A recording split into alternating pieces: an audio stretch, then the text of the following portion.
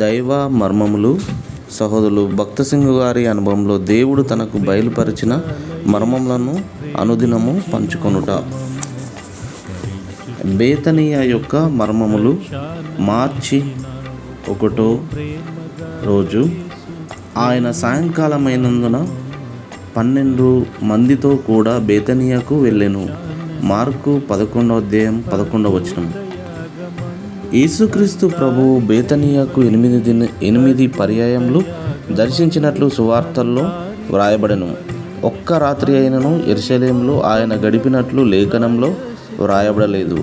ఆయన ఉదయం నందు యెరూషలేమునకు పోయి రోగులను స్వస్థపరిచి అద్భుత కార్యములను చేసి రాత్రి వేళకు బేతనియకు గాని లేక ఒలివ కొండకు గాని పోయేడివాడు.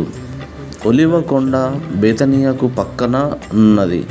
యేసుక్రీస్తు ప్రభు ప్రార్థించుటకై ఒలివ కొండకు పోయేడివాడు లేక బేతనియలో గడిపేవాడు. మార్కు సువార్త 11:1-12. బేతనియ నుండియే ప్రభు పరలోకమునకు ఆరోహణమాయెను. లూకా సువార్త 24:50. ఈ సంఘటనల ద్వారా ప్రభువు తన శిష్యులకు బేతనియ విషయమై నేర్పించవలసిన ప్రత్యేక పాఠములు గలవని రుజువగుచున్నది. బేతనియలోనే ప్రభువు తన శిష్యులకు మీరు సర్వలోకమునకు వెళ్ళి సర్వసృష్టికి సువార్త ప్రకటించుడి అను చివరి వర్తమానము నిచ్చెను. దైవ వర్తమానములు.